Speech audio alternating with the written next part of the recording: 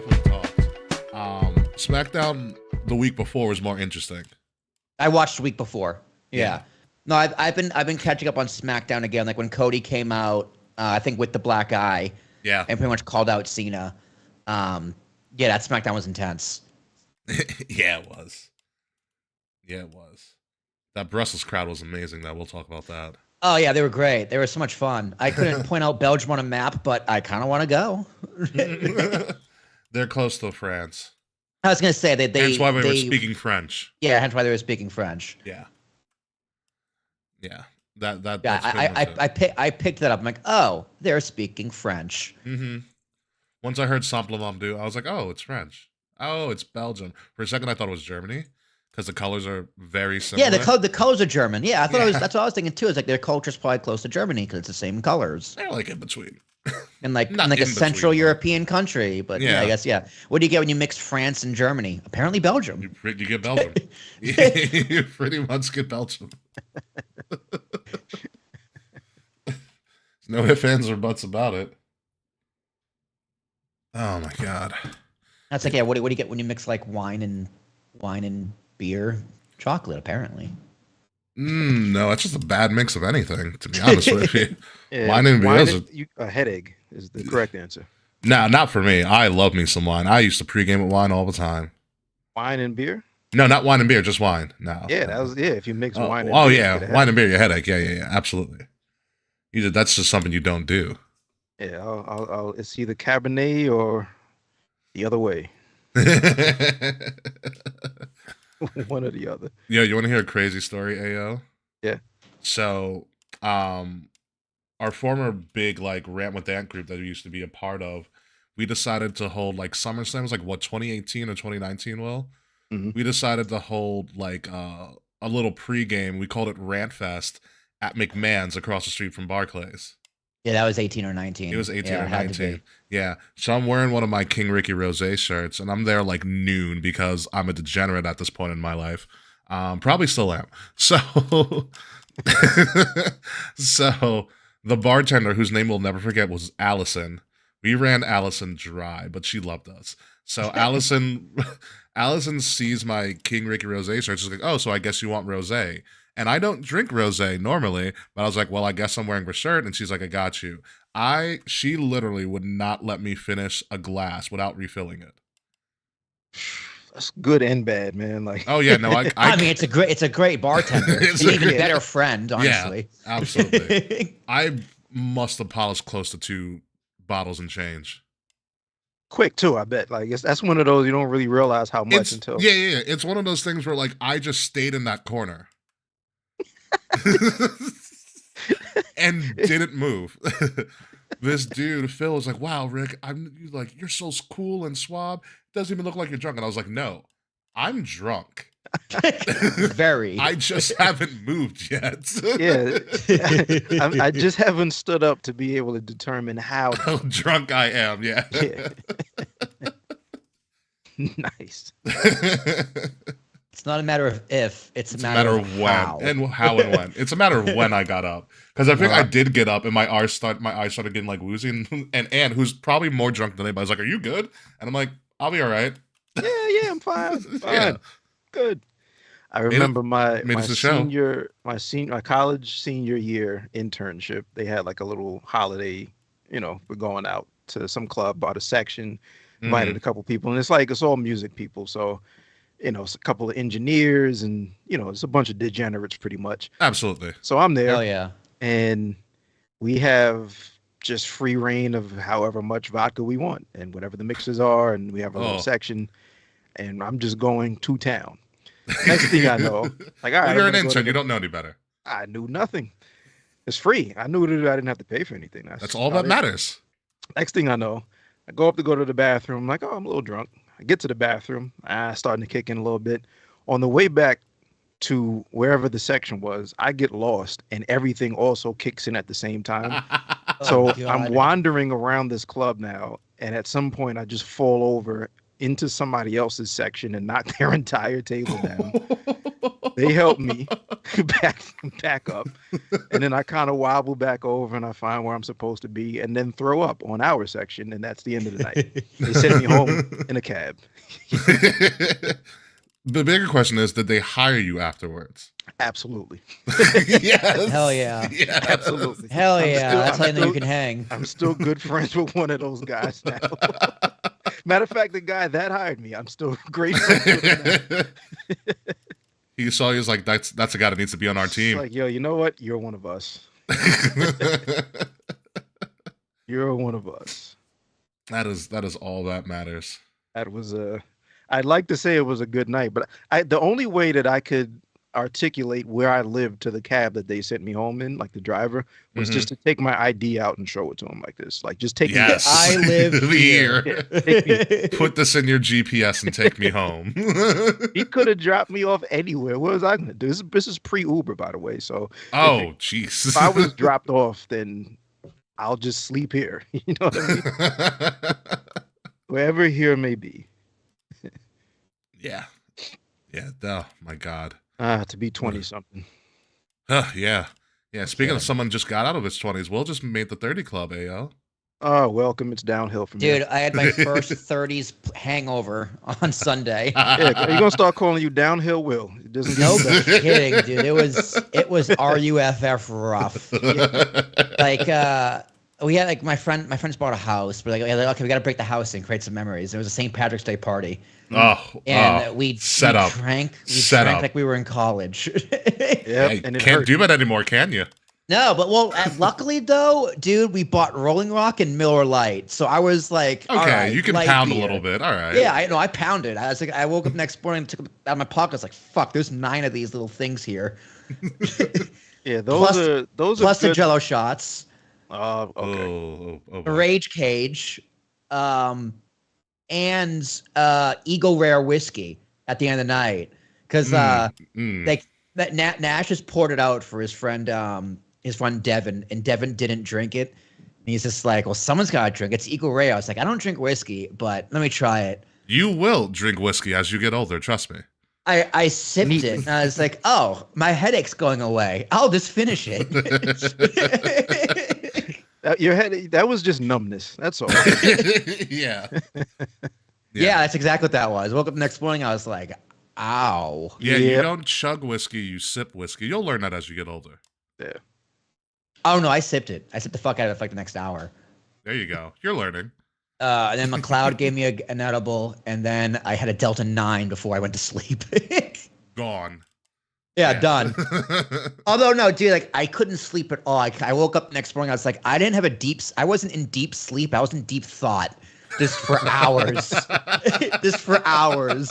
It's like, was I awake? No. But I definitely wasn't dreaming, and I definitely wasn't asleep. I was in deep thought for like 7 hours. Have an existential crisis at night. Should have put on Kid Cudi while you were at it. Jesus. Yeah, I thought about it. I had my headphones. I was like, I thought about putting this lo-fi on, just try and mellow me out. But I was like, no, my headphones where my keys are, and I don't even want to look at them. As I long didn't as even plan on spending the night, dude. I literally drove down there thinking, I'm not spending the night. Not a goddamn chance. I left my bed. I'll leave around 10. We started playing Rage Cage. I'm like, fuck, I guess I'm spending the night. there you go. And that was at like 2 o'clock. Oh man, what a time! All right, ready to get the show on the road? Hey, Yeah, let's do it. friends. Let me start rolling. All right. I'm actually recording this time. I play the music. Well, you play the music once the intro's over. Yeah. Right. So it's gonna be a little bit of dead spot for a while. You'll understand, AL. Oh, that's right. Because I gotta see the You guys see the KLTR logo, and then yeah, I'll transition over. Yep. Yep. All right. So let's get this party rolling. Starting in 5, 4, 3, 2. Kings of the rings of the illest. Kings of the rings of the illest. Live from the Wrestle Addict Radio HQ, representing Kings of the Rings to the fullest. King Ricky made the hot tag to Willie T. And out of nowhere, like Randy gets the Queen Bee. K-Fay, brother, 400 plus in the bag, like money in the bank, brother. See, when they pod, it's the opposite of common. Look at the comments. Crowned at a certified top 10. You heard? Kings of the Rings pod. Throw up a too sweet when you see the squad. Like a chop in a, I know you feel it. Kings of the Rings are the illest. Kings of the Rings are the illest. Kings of the Rings are the illest.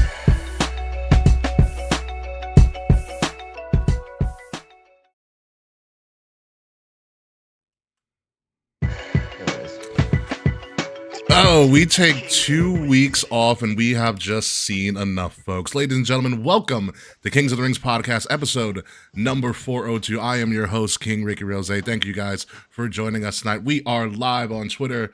Not on Twitter, sorry, my goodness, because Twitter doesn't exist anymore, so we X that out. But we are live on Facebook, on Twitch, on YouTube. If you like what you're seeing, please leave a like, share, subscribe, comments, and links to all of our stuff are in the description below. With me, back again for the very first time, he is the host of the Ringside Club and Signature Move Show podcast.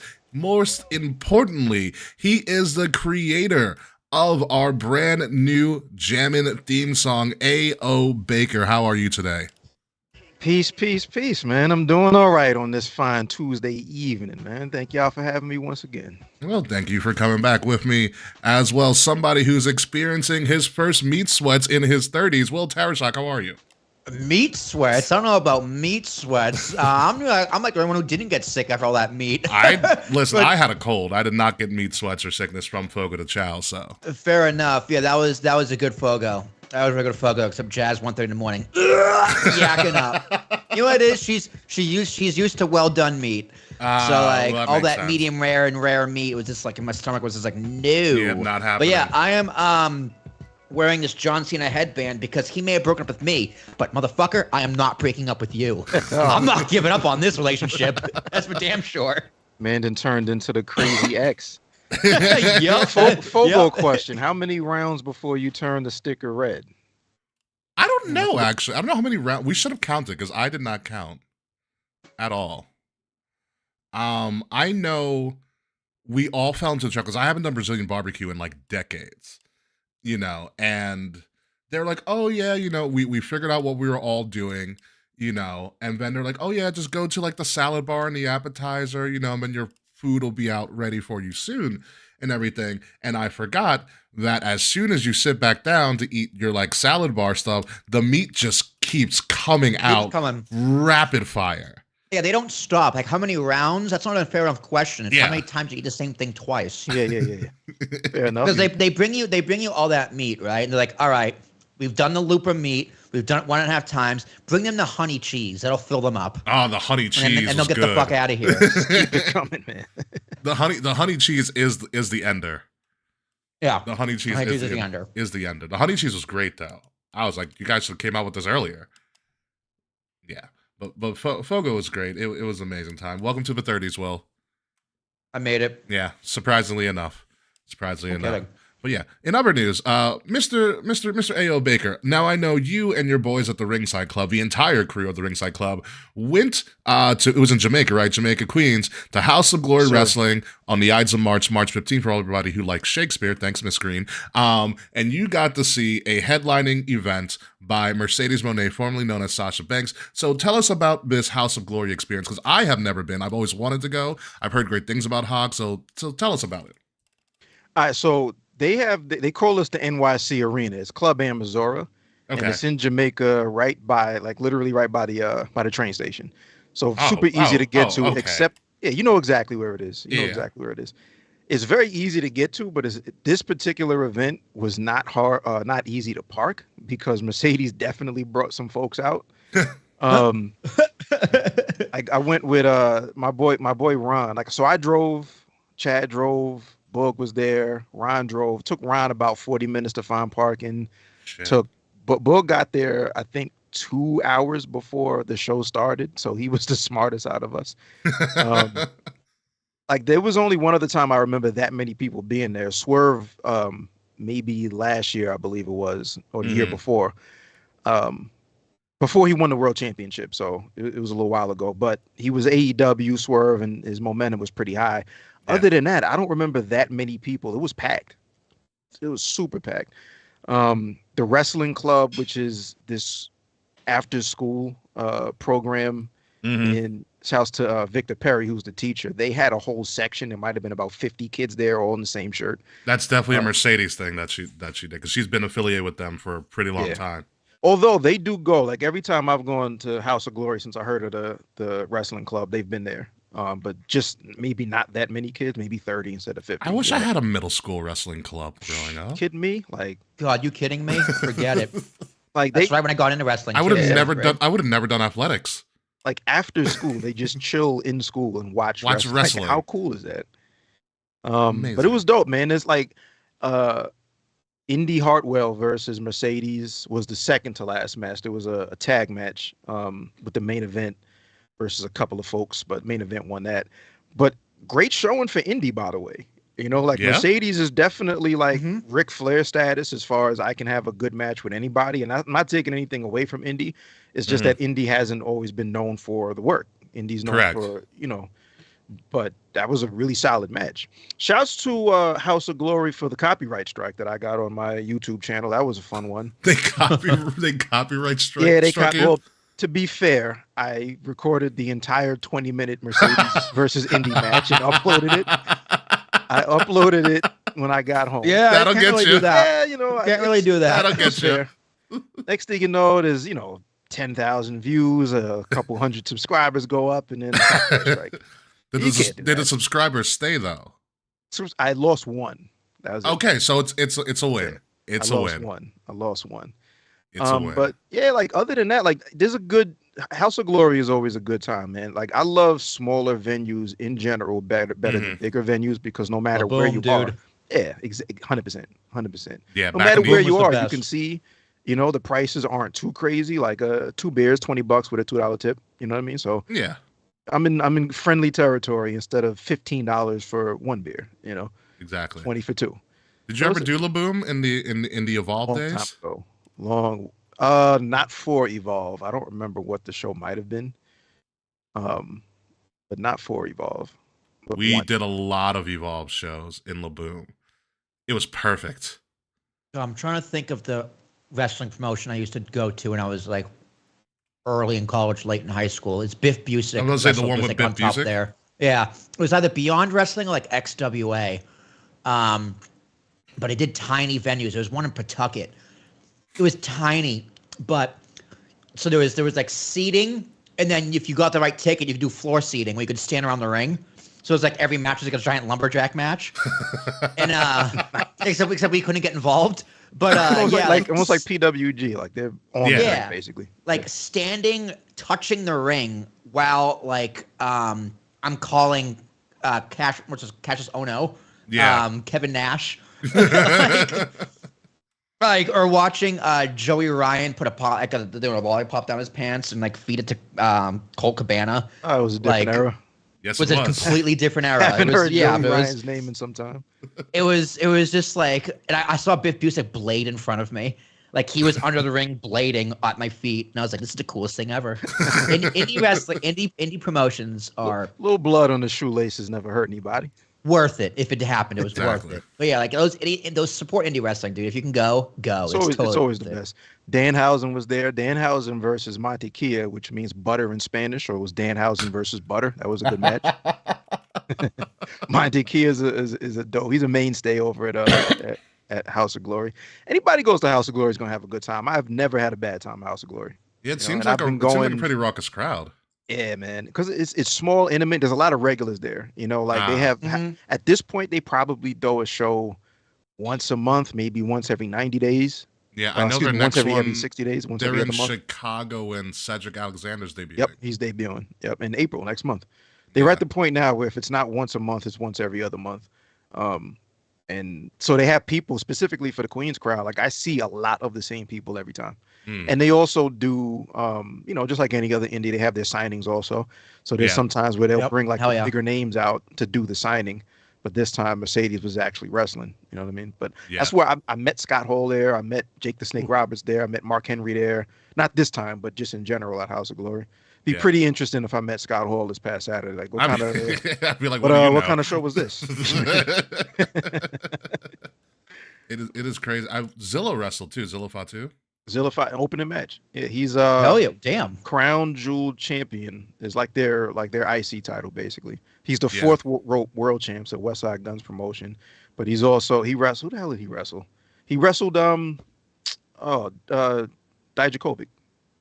That must have been a fun match. Yeah, Dijak opening match. I actually saw. Funny thing, I told you about how long it took to find parking. Yeah. Chad came in, I don't know, 15 minutes before the show, and then I saw Dijak. So he got came as there late as you maybe guys. 7 minutes before the show, like first bell, probably in his gear already, and then was the opening match and put on, a really, really solid match with Zilla.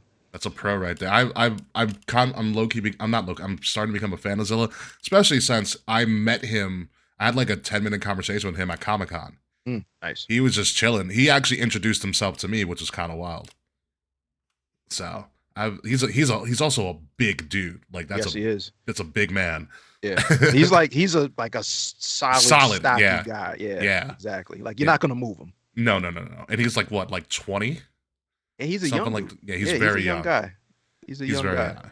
young. Where does he fall in the bloodline? Who is he related to? I'd have to look at the chart. He's down there, but he's coming.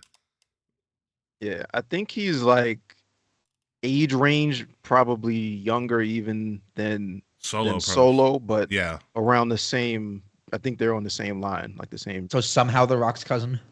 something like that. I'm the Rock's cousin, bro. So what is that really? What are we really saying? Yeah, so House of Glory, Mercedes Moné, obviously she won because it's Mercedes, and you're not going to let your headliner not win against Indy. Right. But Indy did well too. I think Indy is a world champion in Australia again. Nice.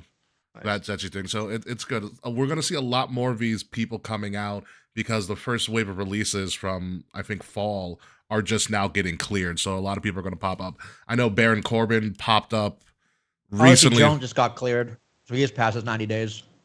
Oh, yeah, that's right. Ozzy Jones. So, yeah, you're going to see a lot more people. Tegan Knox is probably going to pop up somewhere as well. So they're all going to start popping up places. But let's move on to some interesting WWE news. Backlash is not going to be anywhere else in Europe. It's actually coming back to the United States. Ironically, it's coming to St. Louis, the home of Randy Orton. And the only people announced for this that they put up in the opening graphic was Randy Orton and John Cena. Obviously, Backlash is going to be the first PLE after WrestleMania. And it's interesting that it's Randy and John who have been promoted for this, which could leave a bunch of doors open for what might happen at WrestleMania. But what are your thoughts, Ayo, of Backlash returning to the U.S.? I mean, not so much about returning to the U.S., but if I'm not saying Randy versus Cena would definitely be the match, but we're getting that at some point. Like Cena's during this run, he's running back all of those classics, classic rivalries anyway. So we'll get the Punk, we'll get the Orton and all of that. Backlash is fun, man. Like I remember we were just talking about because 316 Day was the other day. Yep. And the pod that I was on BGW, Black Guy Wrestling Pod, and we were talking about just Austin memories in general. And a lot of times when I see Backlash, that logo reminds me immediately of like Rock versus Austin. I think that was the last pay-per-view that The Rock was a part of the corporation before Shane turned on him and he got thrown out. But Backlash is good. Like in general, Backlash used to be the rematch, the WrestleMania rematch pay-per-view. So remember when it was called WrestleMania Backlash because somebody thought that was a good idea? Yeah, it's like, bro, we know exactly what this is. Let's just kill all subtlety, right? Like we got it, Vince. It's just so he remembered what the hell it was. Probably. Gonna name it WrestleMania Backlash, so I remember where in the calendar this is supposed to fall. Exactly. He looks out of it. Yeah, we'll get different variations. Like I wouldn't be surprised if we get the Gunther versus Uso rematch and just have a stipulation on it. 2 out of 3 falls here, no holds barred there. that kind of stuff. Yeah, something wild might happen there. Other things that are announced in our absence is Clash is now looking to be the very big European PLE because it was Clash at the Castle. They were in Scotland before. Now we are going to Paris, France. Clash in Paris at the Paris La Défense Arena. Is that really the name? That's disappointing. What? Paris Clash in Paris. It's Clash in Paris, yeah, not Clash at the Castle. There's no castles in Paris. There are castles. There are castles in France, not in Paris. But give me a little alliteration here, like plunder in Paris. I don't know. Something with a P would have been. Did I have a bigger itch with the logo? Like, why is the Eiffel Tower in between the C and the L? So that you know that it's Clash. I mean, Why so is that you it know the it's in A? France. Yeah. Why wouldn't it be the A then? Exactly. I don't little know. art direction here. Yeah. There's so many things about that upsets me. Oh, God, man. Listen, they're trying. I think they just like the Clash logo too much, so they didn't want to get away from it. This is Kalash in Paris. Kalash in Paris. The first A is silent, obviously. That's how you say it in French. Yeah. With Charles is hey, Sir Charles. He's you. Yeah. It's going to be a doubleheader. Obviously, they're going to do Clash in Paris Sunday, which is going to be a Sunday. It's the first time they're doing a Sunday one in a very long time. I just noticed that. Dude, I like the Saturday pay-per-views. I like them so much. Yeah, and then Raw's going to be back next night on Monday. So a very, very different approach to this. We'll see how this plays out, especially the timing. Since it is going to be in France, they might get away with it being on a Sunday because it's going to be earlier on in the day for us in the U.S. at least. That's fair. Yeah, that's fair. They'll be able to get away with that. Like I didn't watch Monday at 3:00 on Raw on Monday at 3:00. I watched it later I watched it late last night. But spoiler free. Yeah, spoiler free. I managed to avoid spoilers. Nice. So yeah, I didn't mind. I got into bed at 10:00 and just whoop put on Raw from the beginning. Yeah, I think it was at bed at 10. You know how weird it is to watch Raw in the middle of the day and then not know what to do for your Monday night? I can imagine. I was like, well, guess I'll go back into GM mode. Like, do I do GM mode? Do I read? Do I start preparing to go to bed? Like, what do I do now? Do I call somebody? Like, I was so flabbergasted. I was like, I don't know what to do. There's so much time. It's a horrible thing of working from home. Space to do activities. Exactly. It's like luckily the weather wasn't nice. I'm like, do I go outside for a walk? Like, take a light jog? Like, what do I do? What's up, T-Dog? How are you doing today? Thanks for joining the show. Moving on, I don't know if this is actually going to work. However... Oh man! Breaking news as of I did not see that comment. This just happened WWE, a couple of hours entertainment. ago before we did the show, and I saw it. I was like, "We have to talk about it." We do. Yeah, we do. Sorry about that. WrestleMania. WWE has decided that Sunday night after WrestleMania Night 2. So presumably after Cody and Cena, they are going to have the roast of WrestleMania featuring as the Master of Ceremonies, Tony Hinchcliffe. You may have known that name for the disaster that was the Tom Brady roast on Netflix.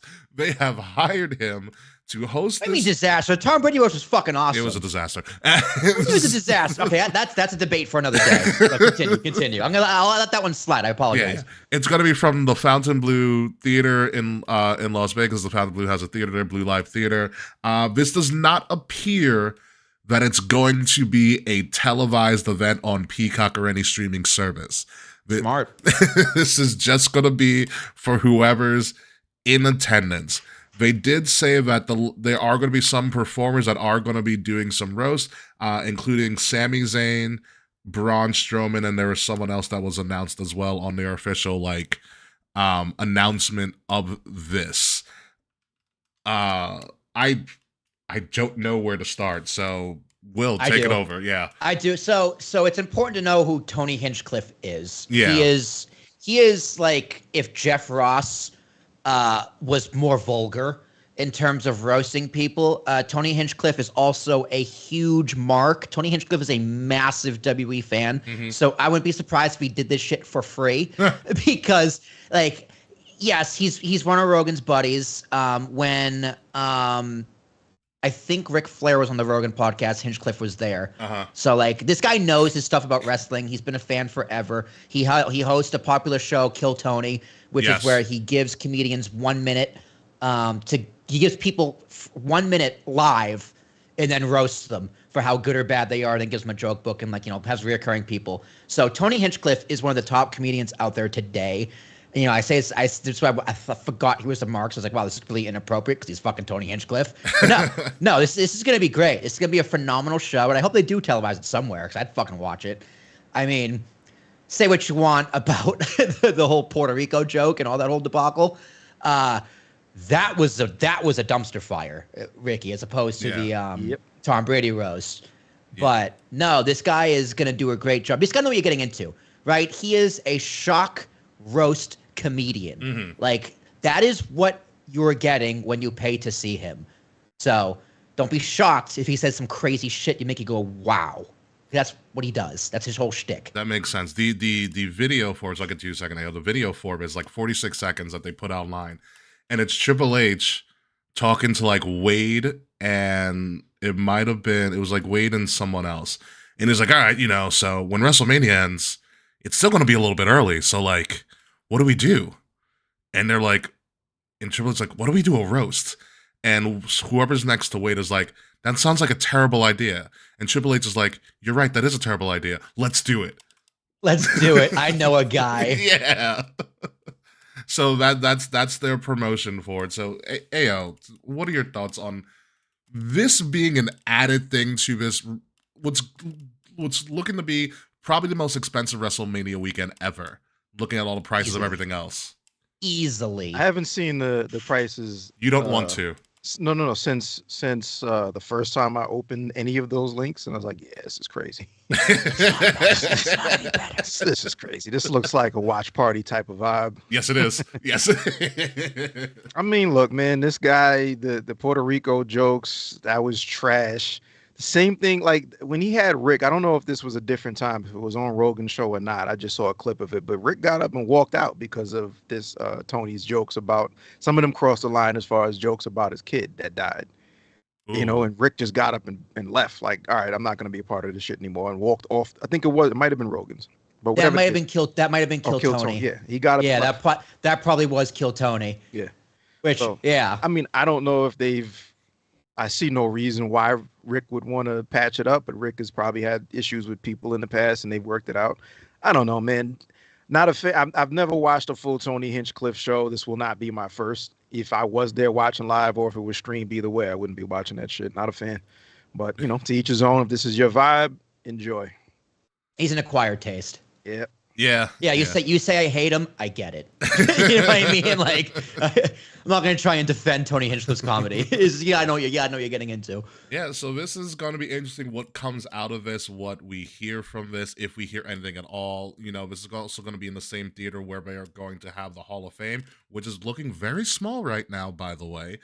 When is the Hall of Fame? It's Friday night. They usually do it like after SmackDown, right? It looks like it's going to be after. It's going to be after SmackDown. It's in the same arena, though. It's going to be a different arena. So either they're going. That's what I mean. So either they're going to pre-tape SmackDown. That's what they should do. Which I agree with. They should pre-tape SmackDown, and then the Hall of Fame is live. Or they haven't really said anything about it. Like when you think about it, because if you're performing on SmackDown, right, or if you're a wrestler, and then you want to go to the Hall of Fame because you're invited, it's like it's hard. Getting around Vegas is not easy. No. The traffic is a bitch, and WrestleMania weekend it's going to be a lot worse. Yeah.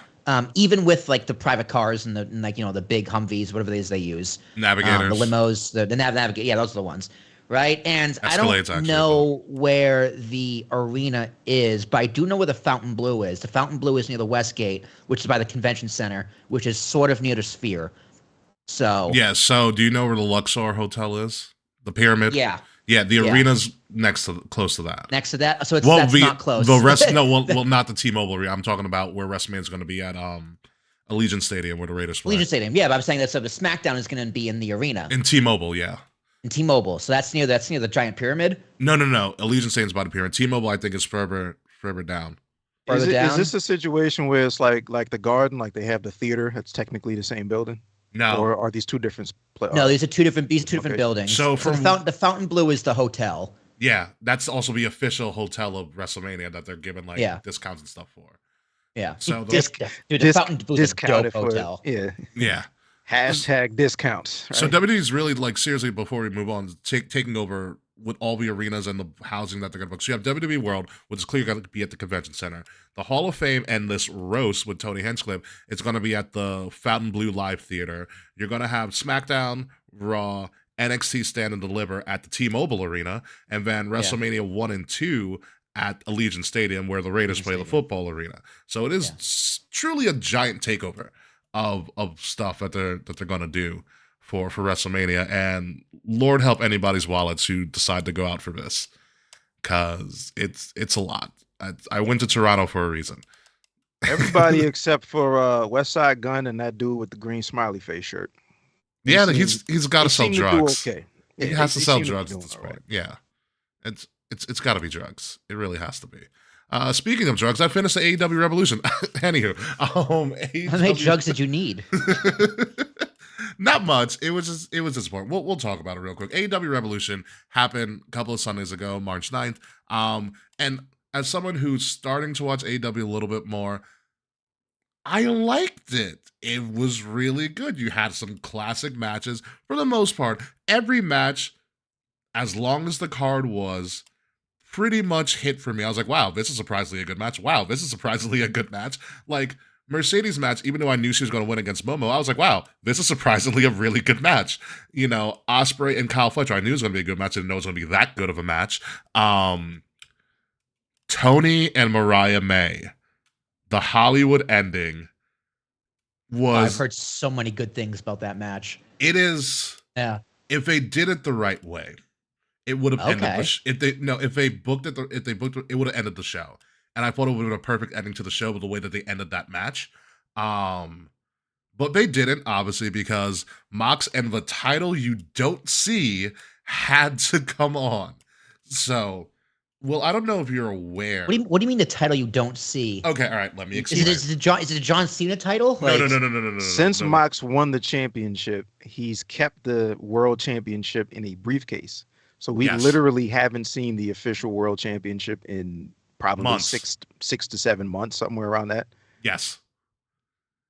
The biggest title in all of AEW has been behind the briefcase for months. Who thought this was a good idea? Mox. This is his storyline. He's still running the Death Riders hostile takeover of AEW, you know, that NWO rebrand. That's not really jumping off well with anybody. Again, yay. Just what we needed. You know, so the match, even Swerve and Ricochet was actually a really good storytelling match as well, for the most part. Like, all the matches hit. I would recommend, you know how good the match was, Will? Vaughn texted me about Mariah May and Tony Storm. All right. That's a statement. Vaughn Nash, by the way, Ayo, Calvin's little brother. So, man, age me. Yeah, sorry about that. Oh, man. Sorry about that. I will say this. There's a spot with glass in Mariah May and Tony Storm that you will enjoy. Yeah, there's a spot with glass. That's all I can tell you.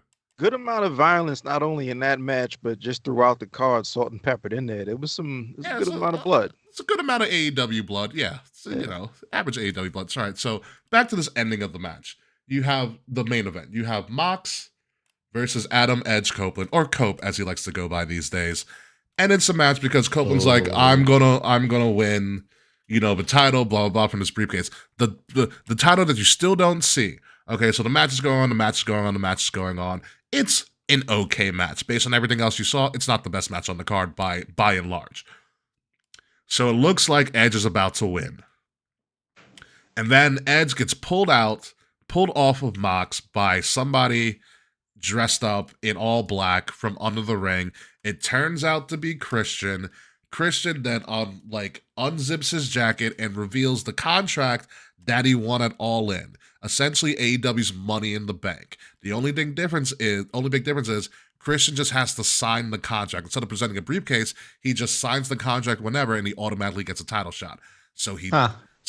That's clever. Yeah. So he does this. By the way, Will, Christian's the first one to ever have this in AEW. Yeah, and he failed. Okay. He gets a triple threat and he fails. He literally takes the loss. Mox bully chokes him out. Huh. Honestly, dude, that's the most Christian thing I've ever heard.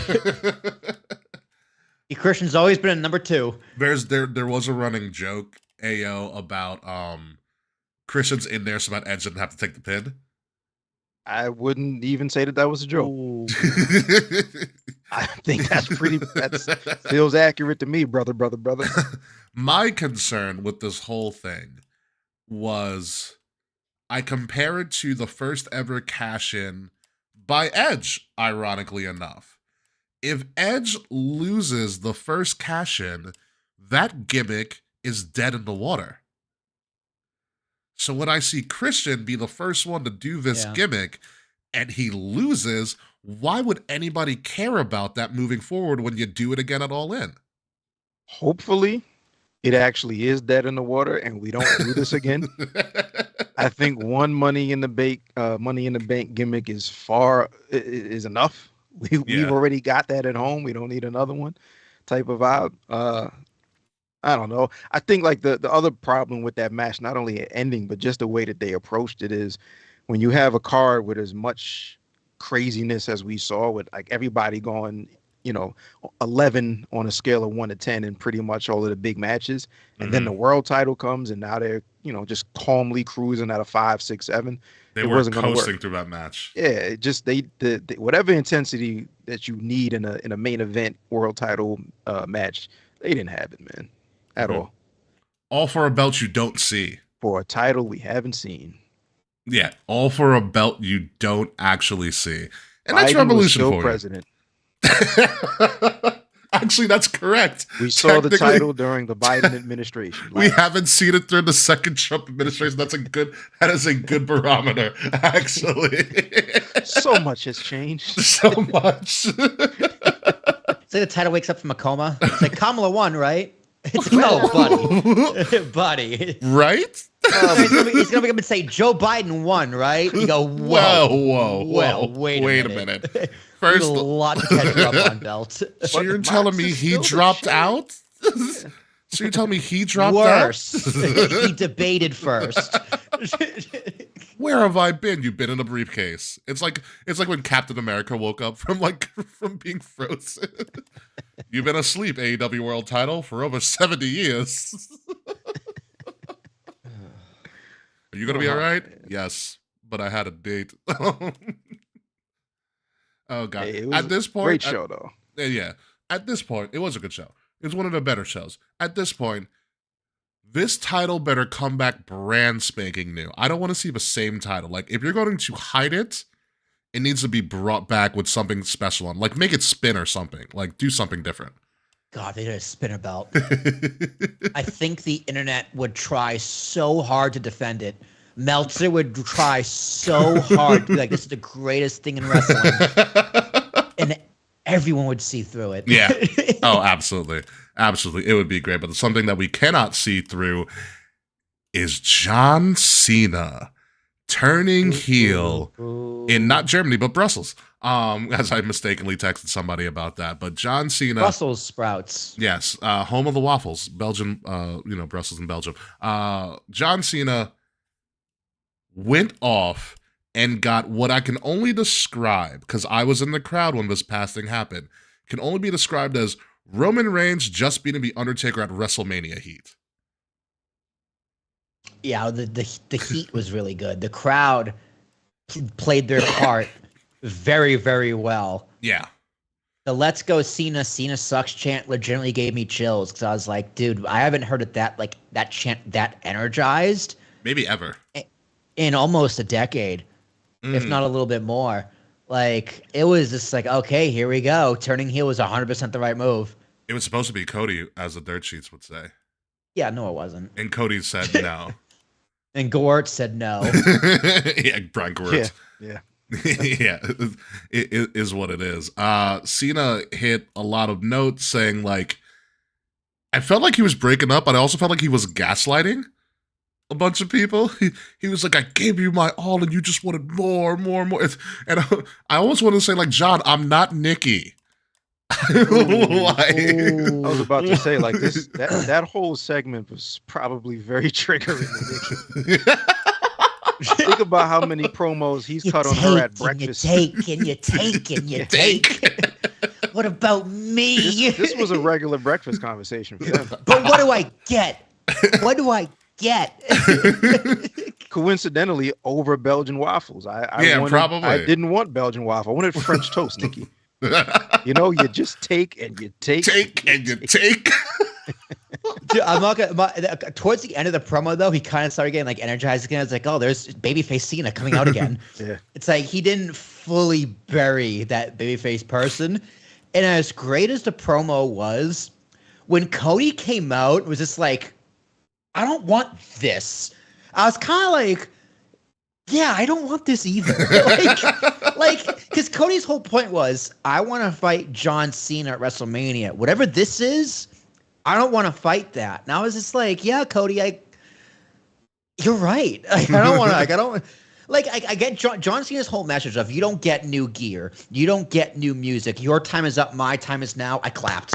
I fucking clapped. Yeah, I popped so that hard. Is classic heel move. You don't get what you want, because for the last 2 weeks we were like, he's getting new theme music. We started guessing from an 05 album what theme it was going to be. You know, he's going to get new gear. Maybe he'll wear tights for the first time. And he was like, no, I'm still going to be this guy. You're just going to hate me for it now. I was like, that's brilliant heel work. 100%. Like I was same boat. I thought 100%. Like, he's stripping away whatever we know of John Cena last time we saw him, and we're getting everything. He might shave his head. You know what I mean? And he came out, and at first I'm like, it took me about 2 or 3 seconds, and I'm like, this is really, really smart, because everybody that would have, wanted that change would cheer. That's true. Yeah. Everybody that wanted him to come out in a black tee, who then saw him come out in just regular Cena merch, was disappointed.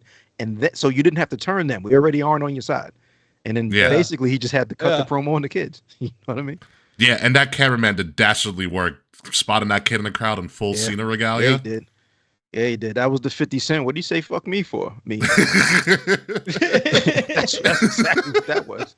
That kid is going to be a world villain in 20 years. Oh, he's a legend at school the next day. I guarantee.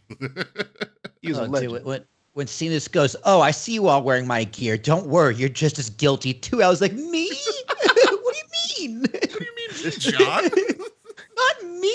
I support you. He was so close to saying, as I'm listening to his promo, when he's like, what about me? I wanted him to say, what about Raven? He was so close. He was so close to saying, what about me? What about Raven?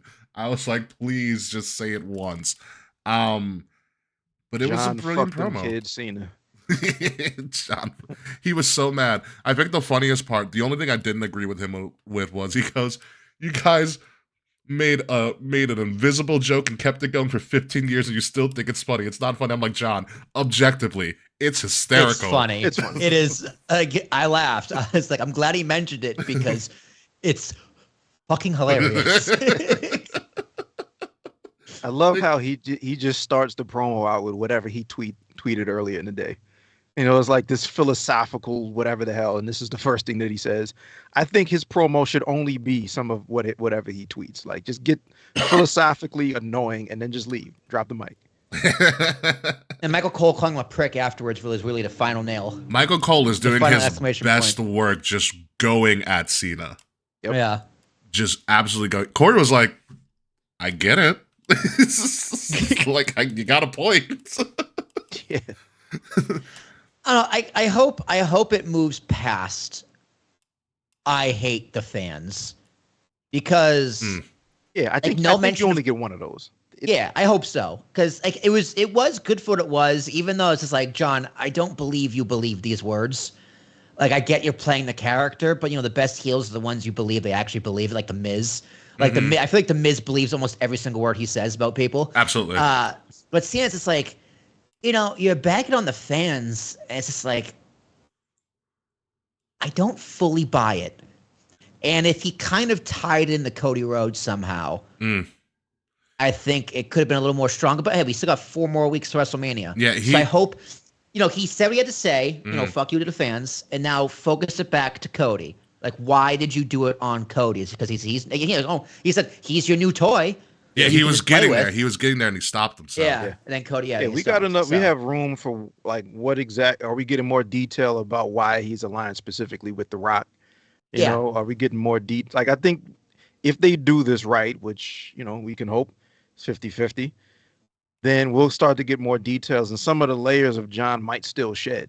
There's still there might be some character development, because I didn't think that this heel turn was going to be a long-term thing anyway. He was retiring at the end of the year. We only got maybe, summertime, maybe between now and SummerSlam before he swaps back. He turns back. You think so? Yeah, he's not retiring as a heel. Think about this also. SummerSlam's going to be in New York. What better place to turn it around? Yeah, all he has to do at that point. New York, we're such a heel city, though. Yeah, that's the best part to do. All he has to do at that point is turn on The Rock. Whatever the alignment of him and The Rock and whoever else The Rock puts in whatever little crew, he just turns on them. Done. Yeah. I think the New York crowd is smart enough to play along. And then at that point, we have the holiday season with John Cena left. That's it. Yeah. I think his last appearance is going to be in Massachusetts. What better time for a John Cena face turn than back to school season? New merch, baby. God, new merch. New merch, baby. Perfect. That's a very, the time is now. That wins. That wins. Stay in school. That wins. That totally wins. Here's I wouldn't hate it, but I do need a little more character development as this heel progresses, though. Mm-hmm. Yeah, we need the details, and to your point, it needs to be believable. Yeah, exactly. Yeah, and he did sell the point of I'm not changing my gear, I'm not changing anything. Mm-hmm. It's like if you're gonna be a heel, though, you need to change something. He needs to slap a child. That'll do it. That'll do it. Listen, that will do it. But here's the thing. Maybe his moveset, like I don't know, like if he still does like the shoulder tackle, you can't see me. Instead of you can't see me, he does a or something like that. A little jerk off motion instead. It's a 5-knuckle shuffle. Or he can bring back that stupid power punch he did when he was like trying to learn. No, we're not doing that. It was so bad. whatever that was. That's one of those like whenever the conversation around certain things happens, I would love to just be on the fly. Like at the moment when they said, "Yeah, let's do it," who was in the room? Who did you say like this is what it's gonna be a power punch? Yeah, whatever it was. Vince and Bruce Pritchard, and that's it. And they were like, "Yes, I love it." No, but John Cena does need his heel making moment. So in comparison, I think when you look at Mercedes' legacy, especially in NXT, her heel making moment was during the Iron Woman match between her and Bayley when they ran it back, and she stole Izzy's headband and made a child cry. Yep, that great was television. One of the great television, classic ultimate heel moment, and that made her character. Yeah, Hogan doing the spray paint. Hogan spray painting people, Yep, that was the big one because that was next month. That was next pay-per-view. That was Road Hog Wild. Yeah. Yep. When what was the number one that I could think of very recently? Dakota turning on Tegan Knox and NXT TakeOver War Games that we were there for. Yep. You need to have a classic. Cena didn't really have it. I mean, like he had it, but now he needs to have something else. Like he needs to take a kid's side and like rip it up or something like that. Yeah, like the moment was kicking the balls. Yeah. Right. That was the moment he actually turned. But you need something to solidify it. Yeah. I think is what you're looking for. And yeah, like the bashing on the fans is step one. But a heel shitting on fans is almost cheap heat. It's classic. But it is classic cheap heat, but Cena did it in a point where he knew what the crowd was going to do to his words to prove his point. Yeah. He's just like, you all this say what you want to say, but you don't even think about me. They go, shut the fuck up. He goes, exactly. Right? So in that case, he made it work. But details, you just got to move forward a little bit. He's got to continue to do dastardly stuff. Like we need to see like We kind of need to see Word Life Cena in a more heelish form, like less comedy Word Life and more just like I'm actually supposed to be a heel Word Life Cena. Yeah. Like just dragging on people. What I really want to see before we move forward, I want to see him and The Miz again because after all of the talking about John Cena did about The Miz won. The Miz won. The best part. Yeah, The Miz won the whole feud, and I will never agree to anything else. The Miz beat John Cena in the line of that feud, and I need to dude, see. if you want to make the argument, you can make the argument that Cena's never actually lost a feud like, altogether, except to The Miz. Yeah, The Miz beat him. It's over. The Miz won. Dude, it's The Miz is John Cena's Eli Manning. Mm-hmm. Oh. I don't know who that stings more, my Patriots fans or you Giants fans. Which is why it works so effectively. It does work so well. You know what it need to happen too is that the one time we did see John Cena kind of turn heel is the lead up to WrestleMania 39 when he told Austin Theory exactly how his career was going to go, and Austin Theory lost on a crossbody on Raw. So I know, dude. Yeah. I was thinking that too. I was like, "Oh my god, that poor child, Grayson Waller." Austin Theory got squashed by like the opening move in WWE 2K. And man, if it wasn't for this Grayson Waller link up, where would he be right now? Like, that was a rough one to survive. Even think about the back and forth with Roman. This is like he'd be in hog wrestling. Pre Heyman Roman was on shaky ground after that. Yeah, he was. I'm still here because you can't do your job. It's pretty strong, bro. That could have been a bad one, man. Yeah, like without the bloodlines, that was. Yeah, when Cena wants to throw a haymaker, he definitely does. Yeah, and I think one of the biggest ones is Austin Theory, and he's just ever since he beat John, it's not been going well for him. How do you say if I beat you, you lose? If you beat me, you lose. Still lose. It's like, well, what am I watching the match for? Pretty much. Exactly. I think we talked about it on the show. I was like, We you did. just put Austin Theory in a lose-lose. Like, no one's going to care about him anymore. Yeah. Yeah, Ricky, you called that perfectly. And I remember watching it too. I was like, "Oh God!" And we talk about it on that show that next week. Like, did he just? Because we had a huge fight about Austin Theory cashing in during his career, and we were like had strong disagreements. We came into that episode like, yeah, Austin Theory's career is fucking over. It's over. Over. Very much over. And Austin Theory is such a great talent.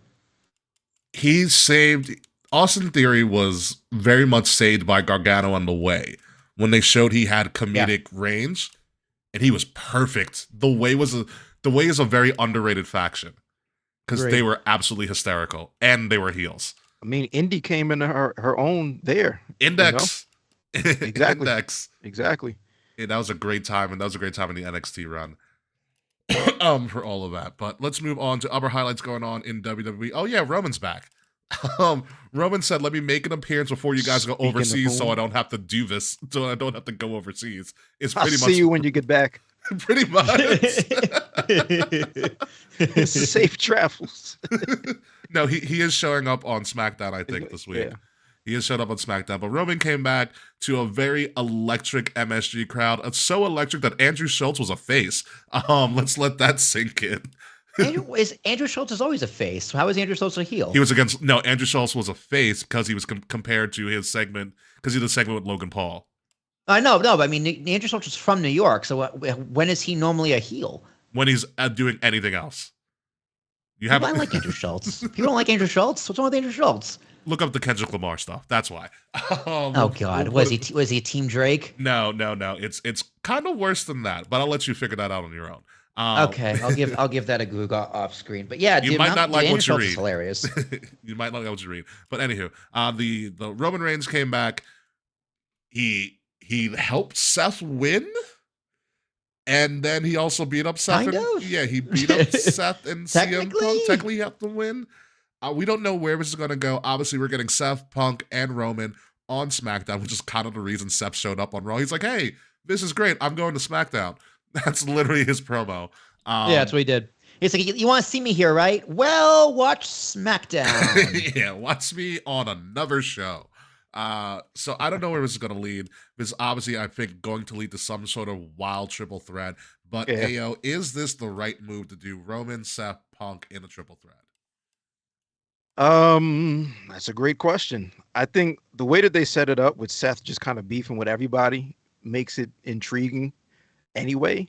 I think this is probably night one. This is probably not the main event.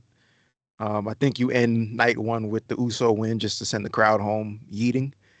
Is it the right move? Like the three of them could have like a one-on-one feud in any combination. So Yeah. I don't think this is the end of it either way. And I think the three of them are also smart enough to really do a triple threat non-traditionally, where it's not like we throw somebody out the ring and then just have a pseudo one-on-one for 2 minutes. Mm-hmm. It'll be good. It'll be good. I think the triple threat is really good because we still have the Heyman factor, right? There's the favor that Heyman owes CM Punk is going to come into play. I still think that The Rock had agreement with somebody else at Elimination Chamber also, because there was no actual action besides Seth stomping Punk that helped Cena win. So maybe Seth is somehow involved with The Rock at some point also. You know what I mean? Because like, who's to say like Cena wins that match? What was the guarantee? There wasn't anybody that helped him. The segments were out of order any other way. But I don't know. It'll be dope. I think the three of them they can pull it off. But I would love to see Seth versus Roman. We've seen Seth versus Punk like 3 times. I think they did that cage match just to be clear that you're not getting them one-on-one at Mania. Yeah. We haven't seen Roman and Seth in a little bit, but there's still time for that. I like the idea of Seth being the third member of the Rock faction. Yeah. Because it would make great sense. I think that's the move, like I think Seth has had his frustrations as far as not being able to win the title. He's had his frustrations as far as still being, in Roman shadow. Rock and Roman are clearly not on the same page right now. Mm-hmm. You know what I mean? So there's enough there where I'm like, Seth in the Rock is interesting. Yeah, very much. Well, is a triple threat the right move at WrestleMania? Because it's definitely leading to a triple threat. Yes, because where else would they go? Fair. I mean, these somebody three would be the odd person out if they didn't do it. Exactly. So the story's there, revolves around Heyman, right? That makes sense. What happens there? I like what you're saying with Seth and The Rock, but my problem is that this match cannot main event. No, I don't think it will. And I have a few reasons, but I've been thinking about this. So typically, my principle, right, is what Triple H said in the last presser: whatever has the most attention, whatever gets the most buzz, is going to main event night one, right? Which, great, makes sense. However, I think this match probably has the most buzz that could main event night one. I think Gunther and Jay has lost a lot of steam because they keep doing the same thing over and over and over again on Raw. Yeah. And, the women's matches, I don't think are there. Tiffany and Charlotte's getting there. The triple threat on the other side is Metza. It's okay. But this match really could main event because people care about it the most. However, it wouldn't make sense because the whole motivation behind Seth attacking Punk is, if I can't main event WrestleMania, neither can you, bitch. And now, in me preventing it, we're both going to main event WrestleMania with Roman Reigns. It just doesn't make storyline sense. It's like, so why are these guys fighting? Just for what?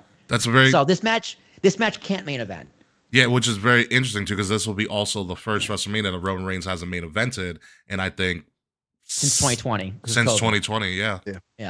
Which is fair because before that he main evented in 2019 and 2018, I think as well. Yeah. But I think that Roman doesn't lose anything at all. Like, we understand that anytime Roman is going to be in a title picture, period, is going to be the WWE Championship picture. It's not even the Gunther title. You know what I mean? So we know what time it is with Roman. He's just on his feud shit right now, which is kind of dope. And they're going to get a good amount of time for this also. You know what I mean? Like, this is going to be a triple threat that entrances included might be a full 45 to an hour. You know what I mean? Like, Roman's going to take 10 minutes to walk to the ring. So you got 15 minutes. Seth's going to take 5 minutes to get out of his outfit. It's going to be 19 burn it downs by the time he hit the next song. Punk might be the quickest. Punk's definitely gonna be the quickest. He's But gonna be the first one I could out. see them bringing Living Color out to play him out. You know what I mean? So They've done it before. Yeah, That's they'll do possible. it. That's totally possible. They'll do it. They- He didn't they've- wrestle. This is his first. This is his first WrestleMania Yeah, back. he didn't Correct. wrestle last year. He was on commentary. Yeah. So Yeah. they'll pull out a little bit of extra salt and pepper for that man. Yeah, they'll do fun with that. So that to be determined. Speaking of triple threats, as Will kind of alluded to a little bit a couple of seconds ago, this also kind of might lead to a triple threat technically. We had Bianca. I got my name on the contract. Let's make it happen. Yeah, Bianca and Io signed their contract. Rhea came out and was like, I need to be in this title picture, even though she's not technically in the title picture. And then she put her name on the contract, and the contract table no sold for the powerbomb, which is very surprising. Oh, that was so rough. Yeah. I was like, oh, that sucks. No sold for the those- powerbomb. We know where all of the Netflix money has been spent on tables. On tables. On tables. on tables. Absolutely on tables. I like this idea. I don't like the execution of this because I think they're missing the easiest point to put Rhea in. If you look at the match between Rhea and Io, Bianca clearly puts her hands on Rhea in front of Ref Jess's face, and Yeah, Ref DQ. Jess does nothing. That technically, by rules of all things wrestling, should have been a disqualification. And it just didn't happen. And the fact that Rhea has yet to bring that up as a legitimate excuse kind of baffles me. When, like, they're just Yeah. making Rhea bully her way into this, when she doesn't have to bully her way. She has a reason to get another shot at this. Rematch clause is no longer a thing. No, It hasn't been in a not little really, bit. yeah. And not Only in only GM that, mode. say they don't go that route, right? Yeah. And they still, the title change, Io's still a champ. Like, Rhea is not supposed to be a heel, and nothing she's doing is likable at all. First of all, this is just not how contracts work, period. So Yeah. Yeah, from a That's- legal perspective, it doesn't Yeah, work that way. that's not how, and she just comes off like super whiny. Why? The easiest thing here, post the title change, would have been Io to just call out, look, you're not going to disrespect me. You're not going to disrespect me. I'm going to beat both of you on a bigger stage. I'm challenging you. Pierce, make it a triple threat. Boom, And that's we're what done. a face would do. Yeah. Yeah.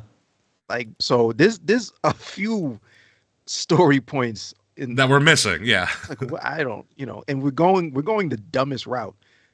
You know, Yeah. we cut backstage to Rhea. My name is on the contract. That's not how it works. Yes, it is. No, it's not. It's not. Like, Maybe in Australia. Yeah, like, get Here in America. Salino and Barnes on this case, man. That's not, Salino and Barnes. that's not how this works.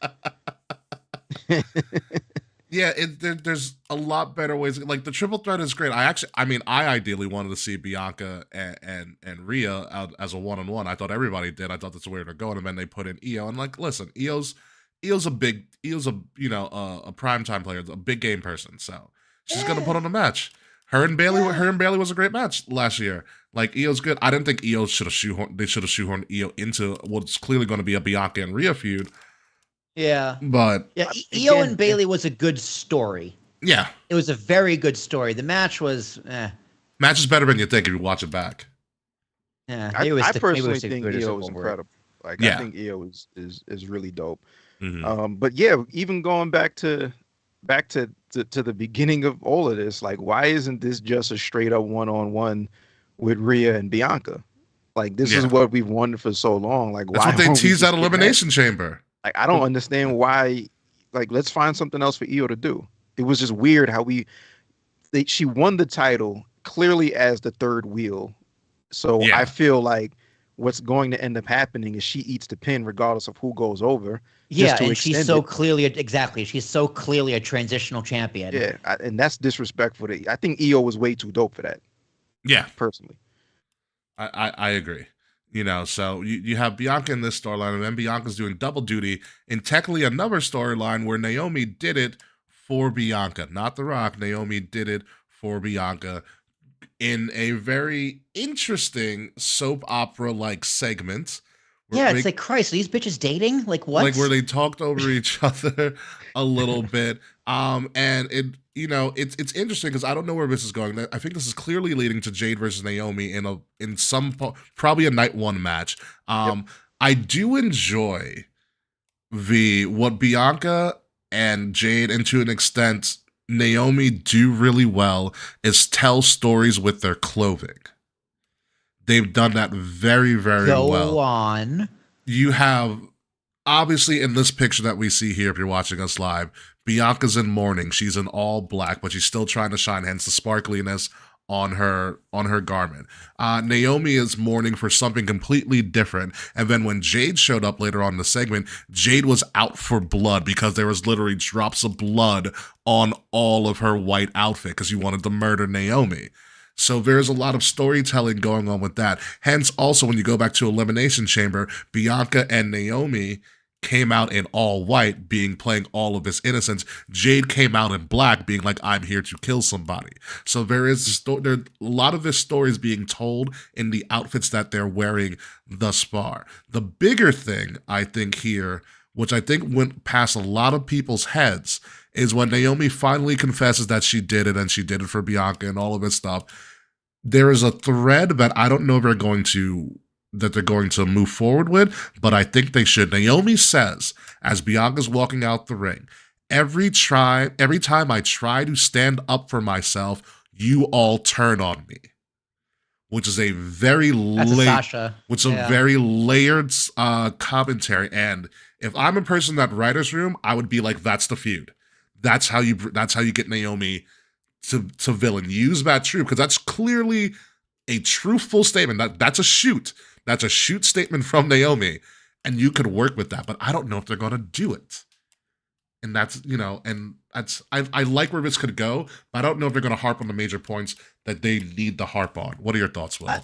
I think you can prove that point without referencing an embarrassing moment for both the company as well as the party involved. Fair, Meaning you're hinting at the incident with Sasha and Naomi when they both walked out of the company. Mm-hmm. Right? I mean, yes, that's all been put to bed. Like, they mentioned it when Austin came back, and Austin talked about it since. Because, time heals all wounds. Mm-hmm. But you don't even know how fresh that wound is with Mercedes, right? Yeah. So I think I get what you're saying, and I think that's a very good line, and it's a very good thread to pull on. Yeah. It's more like if you know kind of a thing. Yes. But to make it front and center, I don't think is a good move for the company in the business. But that storyline is like that theme. It can be hinted at, like you said, like probably one of people's heads.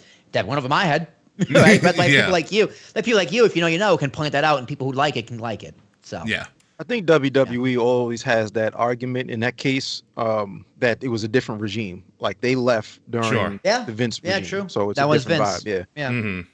Another reason not to bring it up, though, right? You don't want to yell, "Let sleeping dogs lie" kind of thing. I think WWE's I don't think they would do that on TV, like so explicitly. Like they wouldn't say this is not the Vince regime anymore.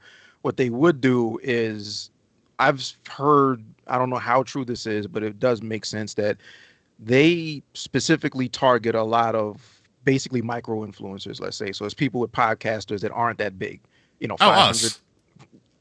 They send a lot of press and wires to them and stories to them, So don't be surprised if you get a knock on your email door from hey, this is our angle, this is our point of view, Paul.Levesque at WWEcorp.com. I got a scoop for you. Hunter.biz. Hunter.biz. See, it's interesting to see where this goes. Like, WrestleMania is really going to heat up right now, especially because listen, you have your main storylines that have been cooking for the last 3 weeks or so, like Elimination Chamber and like starting Elimination Chamber, keep going. Now you got to build these lower feuds. You got to build Bianca and Jade and Naomi. Sorry, you're building Priest and Drew. You're building Randy and KO. Like if you're really watching, the card's almost done. Like everything's almost in place. It's very close. It just needs to be announced. Yeah, it needs to be announced. I'm still like, I really like this Naomi and Jade feud. Like it is playing out very, very well. It's got a lot of meat that it could really go with. It still has a lot of legs after it though too, because it's like, how else is Bianca involved? It's a good question. Because she's playing, I think she's playing the victim really, really, really well. Like she's not actually a victim and she's more of a perpetrator. Yeah. Like I totally could see her turning on Jade, or because Jade hasn't confronted Bianca, Jade hasn't talked to Bianca, Jade hasn't spoken on a microphone. She had that thing with Kathy Kelly, and then Liv Morgan comes by with the like Yeah, whenever she in the does most that, northeast New Jersey thing I've ever seen on WWE TV. I was like, Yeah, Jesus Christ. it's the best. But like Bianca is not done with this story, which I No. also like as much as it adds to this story, it takes away from the EO and Rhea story. 'Cause this is the she's better kind of being story, I tugged in think. two directions. This is the way better story, of Yeah. course. I mean, again, Which it's why I speaking didn't think with triple threats. Bianca should win the chamber. Go ahead. And then, Theo. but also with like triple threats, like that's just no DQ. Anything can So- happen. Right. So is there a Jade or a Naomi interference in some way, shape, or form in the title match? Oh, if Jade comes down and screws Bianca. It's You know, like- possible. After she wipes the floor with Naomi, she just comes down and just destroys Bianca. Also, and, another thing to think Rhea gets the about. win. Also, another thing to think about. Does the Rock have any agreements with any of the female talent? Could the Rock? Naomi's in the bloodline. Correct. Could the Rock be helping Naomi out with all of this? I mean, I think it's intriguing if the Rock is really going to play essentially the Samoan Mr. McMahon for the modern era, and be the final boss. I would like to see his influence on a bunch of different people in WWE, where he doesn't necessarily have to be around, but there are people who are on the roster who work for the final boss. Seth could be one of them. Seth would be a huge shocker because he's next to like Cody, he's the next big face. Naomi would kind of be a shocker, but kind of be believable. I mean, you can even add Nia Jax. They need to give her something to do, but the final boss influence, I think, is something that could be really intriguing moving forward, especially post-Mania. There's room for that, but I think The Rock would need to be he'd need to be present more. Okay. Like you said, he doesn't necessarily be there for television, but his presence needs to be there. Like video messages all the time. Video messages, like phone calls. Like, how when Roman Reigns off TV, Paul Heyman would always go, call Roman Reigns. Yep, he does it in Like, GM mode. Yes, of course he does. Like something like that. So they're like, Naomi just goes, Pierce, and he goes, yeah, fuck. Yep. Yes, sir, final boss. Sorry. Yes, final boss, Rockman. And yep, got it. Hangs up. Naomi got the title match. Right? Something like that. Mm-hmm. Something. Because I like that idea, right? The Rock's influence, the final boss's influence has something. Mm-hmm. But if he's not going to be there, he can still be present. Yeah. This is about to be the anonymous Raw GM. Exactly. Yeah, That's exactly what I was going for. Yeah. Thank you. Just got an email from From Dwayne. from $7 Entertainment. Michael Cole's like, son of a bitch. We just got an email from The Rock. It's just Hornswoggle with a laptop again. Like, I want The Rock to be so. The email is all in third person too. The Rock says. The Rock says. Like, I want him to be so heel. He replaces Prime with Zoa energy drink. Like, Oh, please. Please. Zoa's great though. It's not a promo for Zoa, but I do love that drink. I had Zoa in Philly actually. Nice. They were giving them away at Wale Mania. Oh, we And- did. I think, Did they give us? Did we get a free one? We got too, Ricky? C4. We got C4. That's what it was. C4. C4 will wake you up. C4 was. It tasted Yeah. like batteries. There's like 700 flavors of C4. Oh. I know it was good. I didn't like that. I liked it. Yeah. Yeah, the Zoa wasn't bad. I'm not a fan of Papa Tui. The body wash. The body wash yeah, kit. Yeah. Not my shit. I bought like the odorless lotion or body wash. I think it was the lotion. Threw it out. Not a fan. I'll keep that in mind. Yeah. I'll keep that in mind. I stick with my Harrys anyways. But this is the Male Grooming Show. This is a wrestling podcast. Last but not What least. kind of lotion do you use? Yeah, right. We've become a lifestyle show. Last but not least, this is literally just for my own liking because this is a Chelsea Green appreciation post. Because Oh please, yes, the administration needs more love. we need more Chelsea Green as the greatest women's mid-card champion of all time. She dressed up as Cactus Jack in Amazing. Philly for a street fight. And and like it's literally the entire Cactus Jack gear. Instead of saying Jack on the leggings, it says Chells. She replaced Cactus Jack's face with her face on the shirt. It's on sale on the merch at WWE shop. Like, she just gets it. She gets her character. I love that she's expanded her security detail, and it's called the Secret Hervis. Like, I need more Chelsea Green all day, every day. Her character as the U.S. champion, being a Canadian from Vancouver, British Columbia, is almost perfection. I know you're not on social media a lot. She has done presidential like declarations, and she'll post executive orders. Oh my God! Yes, and she'll post them on her social media. I can't believe this has never been done with the U.S. title before. We got closer to the United States of KO, but he was a little bit different. Yeah, a little different. And it's like, is her faction not called the administration? Did I make that up? No, it's called the Secret Hervis. No, the administration's better, but the Secret Hervis works. Yeah, because you just added Alba Fire because they needed to give her something to do. Yeah, because they fired her friend. Yeah, they fired Isla. But yeah. I love the Secret Hervis. I think they're hysterical. No, they're great. Yeah. It's maximizing your minutes. It's what Triple H talks about. You got to maximize your minutes. She does not miss an opportunity to show off of how smart and clever and talented she is. Yeah, absolutely. What are your thoughts, Mr. AO? I think it's fire. Like they should release that version as merch. You know what I mean? Like that's a perfect Halloween little situation right there. I wonder what Foley thought of that. He must loved it. He must have loved it. Loved it. Yeah. I wonder if he put it like if he retweeted or made the comments because like he's such a fan of the business period. Absolutely. He probably got a hell of a kick out of that. Yeah, I need to now get the next person that dresses up as any of the faces of Foley or Foley himself he can't beat this, you know? Yeah, I need to get that Chelsea Green Womankind, I swear to Christ. Yeah, like I want Chelsea now to do like the different faces for no reason. It doesn't have to make sense. It doesn't have to make. She just pops up on SmackDown and do love. Chick Love or whatever. Chick Love. Shells Love or something like that, yeah. Yeah, dude, Chick Love, Womankind. Chelsea. Cactus Chelsea. Exactly. I want her security detail to expand, although the two people I want for her security detail, the Secret Hervis, aren't in the company anymore. But I would have loved to have seen what the Iconics would have done as Chelsea Green security detail. You're so right. Yep.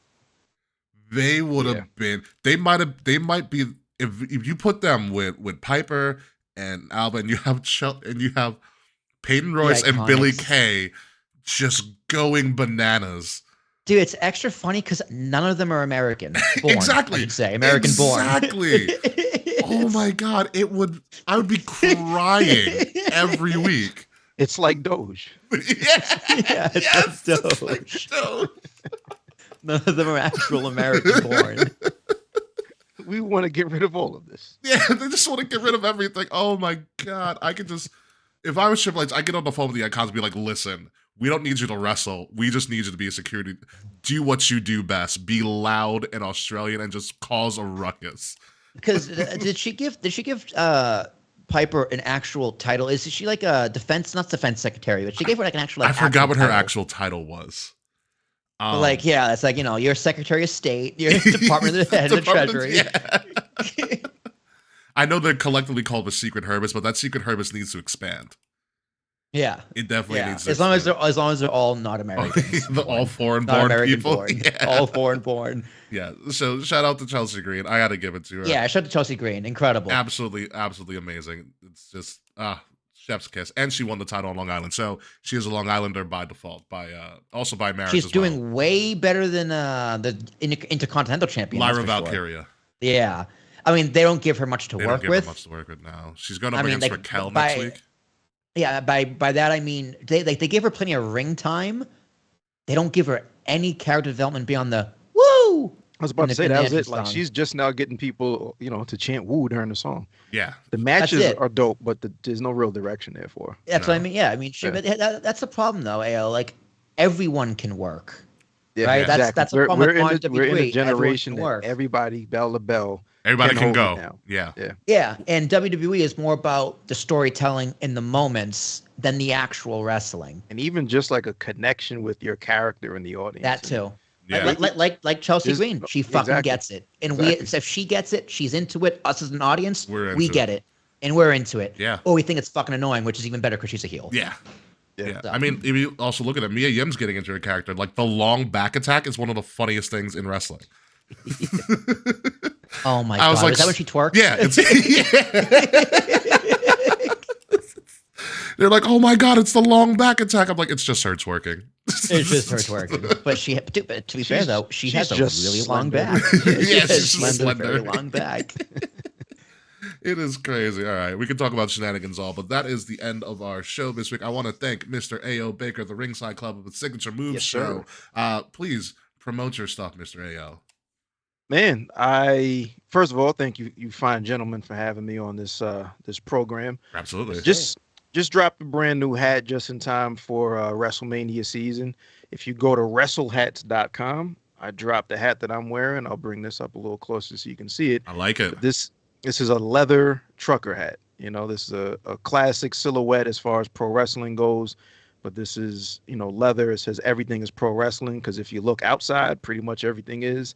That's true. This is through my brand, Part of My Fresh. So, I have the Part of My Fresh logos pretty much everywhere. It's official tissue, really, really good quality. I dropped on 316 day this past Sunday, and pretty much I've almost sold half of the inventory. It's moving even Nice. faster than I expected. But you can pick that up right now. It's at wrestlehats.com that you order today. I'm sending them out tomorrow pretty much like as quick as possible. I know a lot of people are heading to Vegas and trying to get their outfit together. So make this one of your pieces, man. Wrestlehats.com. Other than that, I'm just chilling. You can catch me. I am a Ringside Club representative. We'll be on Thursday, 9:05 live.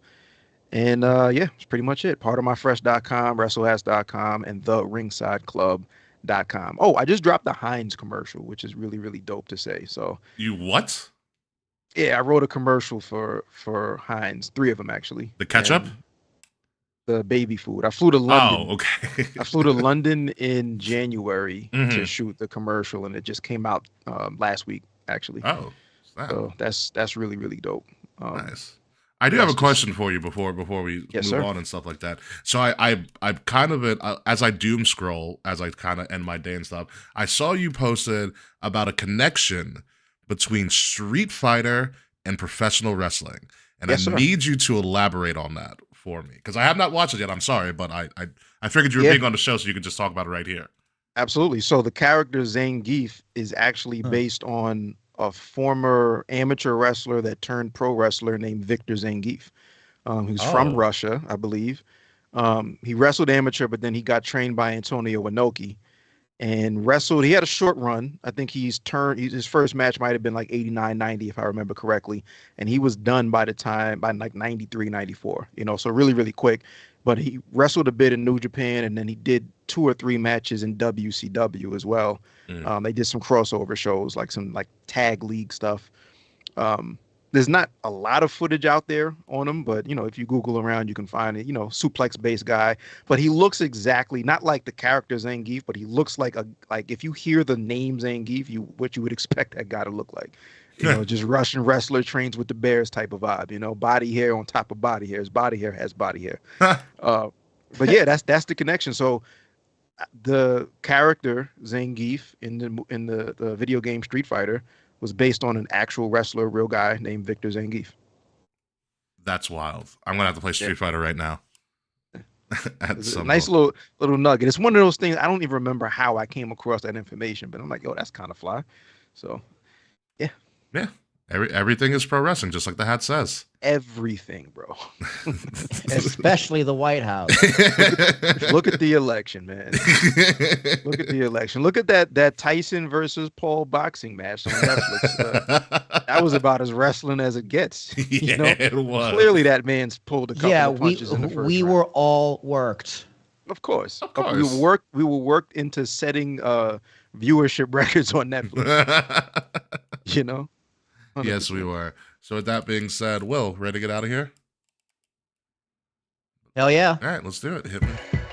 That's right, folks. Ladies and gentlemen, you have been listening to Kings of the Rings podcast, episode number 402. See enough, because we have seen enough of John Cena as babyface. Now we need to see John Cena as a mega heel. I've been your host, King Ricky Rose. Sometimes a heel, sometimes a face. Depends on who's on the show. You can find me at Ambassador Biggs across all social media outlets, BIGZ, Ambassador Biggs. Find Kings of the Rings podcast at KOTR_podcast across all social media outlets. Like, share, subscribe, leave us 5-star reviews. The links to all of that stuff is in the description below. If you're listening to us, make sure you're listening to us on Wrestle Addict Radio, the cure for the Common Wrestling Podcast Network, and follow Wrestle Addict Radio socials at addict_wrestle on Twitter and at Wrestle Addict Radio, all one word, everywhere else. Will Tarashuk.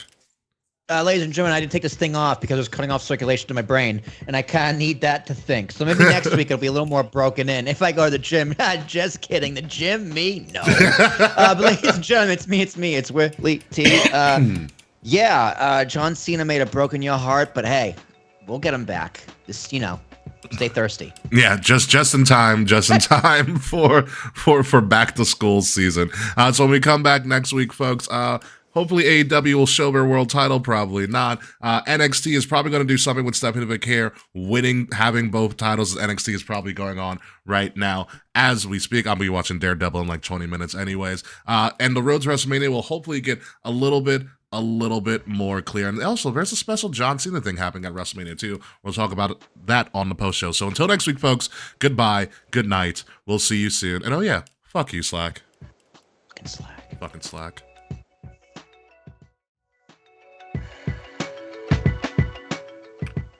All right, welcome to the post show. Oh, God, that beat just bumps so hard. Yes, thank you, AO, again for that beat. Hey, man, appreciate it. Yeah, all right. So the one thing I totally forgot to talk about while we are on the show, which I just found this out. So On Location, WWE's little partner, but they do all their special stuff for all the PLEs, which is also owned by TKO because TKO is becoming the BlackRock of entertainment. They literally own so much. Yeah, it's getting gross. WWE's having an option for WrestleMania week where you can have, quote, an intimate dinner with John Cena during WrestleMania weekend. I don't want to do that. I'm going to be straight up. I've seen Total Bellas. It's not pretty. It's not pretty. There's another one where it's like you can have a private meet and greet with Triple H for like $8,000. I was going to ask, this is different? This is different, yeah. Oh, because that was like 85. By the way, starts at 8,500. It wasn't even like the price. So like, what exactly more do you if you throw an extra 1,500? What do you get? Well, I have to verify this, but I believe it's $25,000. You serious? 25. If I receive this if I that's what I saw first. Hold on Location, John Cena, because I need to double check this. Part of WrestleMania 41 Elite Experiences. Let's see what we got. No, not here. There's Elite and Elite Plus. Oh, I am clearly not the target audience anymore. Nope. Let me see. That's a problem with like the economy as a whole. If I can just going on a high horse real quick, it's that everyone is kind of tailoring everything towards the upper 10%. Of income earners, where like everything they can get is going to be fucking awesome. Everything else the middle class can get is just going to be like barely enough to be good, if that. Yeah, $25,000 for a meet and greet is outrageous. And like, are they selling just one? Like, there's one person, or is this open to as many people? God, could you imagine paying $25,000 is like 10 other people there? Exactly, like for a round table hibachi. All right, so I mean, it's Fogo to Chow, then maybe. According to Sports Illustrated, okay, which got its stuff from PW Insider. So a John Cena live experience, 25,000 dining experience with Cena. So it says for $25,000, attendees will get to have lunch with Cena, hear stories and speeches, and see Cena win his award. The meal reportedly will take place at a 5-star restaurant on the Vegas Strip. Only 20 fans will be allowed to participate, and the event will take place on Saturday, April 19th. So essentially, you're pre-gaming WrestleMania Night 1 with Cena. With 20 other people. 20 people that you don't know, unless you and your friend. 50, thing, though, dude. 50K from the same house. Yeah. So Let's John's, if you can refinance. figure right, it's gonna be one long table, like Last Supper style. Yeah. Is Cena sitting in the middle? Like, where is he gonna sit? And how do you get enough to sit next to him? Right? Like, imagine you just dropped 25,000 and you're on the other end of the Other end of the for this table. intimate dinner, which, by the way, isn't dinner, it's lunch. You get soup and sandwich with Cena. He's super Sandwich. Yo, If for the- real, if- for real though. If all 20 people, if they do get 20 people to drop 25K on this, that is 500. That's $500,000. Listen, your man Nick Khan misses no meals, bro. He's going after. He's going one person that is not struggling for soup or sandwiches. Nick Khan. Holy crap! Yeah. That's crazy. But somebody's going to be 25K. stupid enough to do this. Yeah, it's not a matter of who will buy it. It's how fast do they get to 20. Yeah. Yeah. That's like one of those. What do you call them? Like the masterminds. We get all these. These what do you call it? Super marketing bro type people. I want to be in with like-minded individuals, and you charge Think tank. $2,000 to. Yeah, exactly. But this is really just a meet and greet with food on the side. Yeah. Apparently, he's going to be receiving some sort of lifetime achievement award. Man, That's a ceremony you get to go to with John Cena. God, dude, I hope it's just 20 Make-A-Wish kids and they just all boo him for turning heel. does it say what they do with the money? Like, is it going towards a charity, or is it just like going to No, the it's- shareholders? It goes to going- TKO shareholders. It probably definitely goes to Ayo, TKO right over shareholders. here. Pretty much. Yeah, that is the John Cena $25,000 lunch. It better be the best lunch of all time. Oh, no, I guess it's time for my weekly TKO stock check-in, Ricky. See how I'm doing. It's down. I bet you it is. It's been a rough month. Yeah, I could see that. Also, I do find this funny on our Tip of the Crown post show how someone posted that Andrew Schultz does look like Simon Gotch from the Vaudevillains. He does. Yes, he does. I was trying to Yes, he does. think like who's internet wrestling saying he looks like, and I was like, oh yeah, the vaudevillain. Yeah, He Simon does Gotch. very much. Absolutely. Damn, that's really good. That's really good. It is really His special was funny about Andrew Gotch. Andrew Gotch. Andrew Gotch. How I do. him and his wife went through IVF. That's what. Oh, really? That's what his whole special's about. It's 50 minutes on getting his wife pregnant. Nice. Now his little segment on Raw and MSG was hysterical. Where Logan Paul was like, Andrew Schultz, my man, and Andrew Schultz was like, no one's here to see you. You're from Cleveland. You're from Cleveland. No one's here to Then he help you kind out. of then he kind of laid it on a little thing. We're in New York, right? The Knicks, and he's just turning around and just naming different things in New York. It's like, all right, bro. Schultz Oh. is from New York. No, I know. No, we know, but like, yeah, he was just. He could have just continued to rip on Logan Paul, and we would have been on his side. You know, I mean, Was that for a comedian technically who's during used the bef- commercial break? What's up? Was that during the commercial No, break? that was during the live show. Okay, because I know, like, I have the Netflix where I don't see the commercials, Yeah. Hell yeah. so I wasn't sure like what part of that was. You'd think for a person who performs at Madison Square Garden would know how to perform at Madison Square Garden. Yeah. I will say in Andrew Schultz's defense, he did take a pretty good like little rough up by Logan Paul. I was like, oh, that was surprising. Yeah, he did. He dragged him. freaking Logan over Paul's the like, I've been on your barricade. podcast. You've been on mine. We're friends, right? It's all good. It's a work. It's a work. Yeah, no one's here to see you, bro. You're from Cleveland. Take it easy.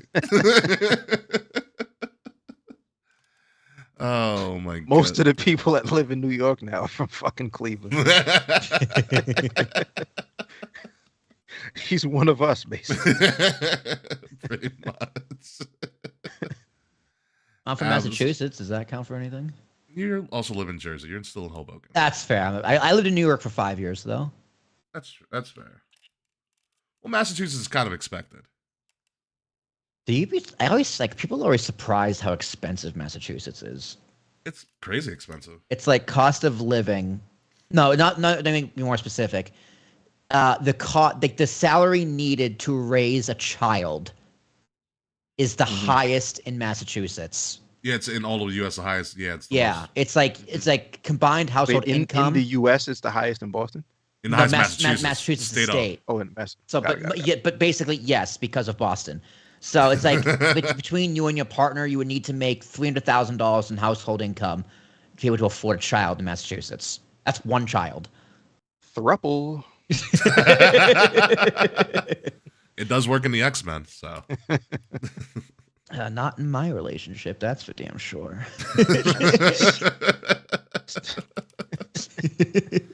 Fucking wild times. Oh man, absolutely wild.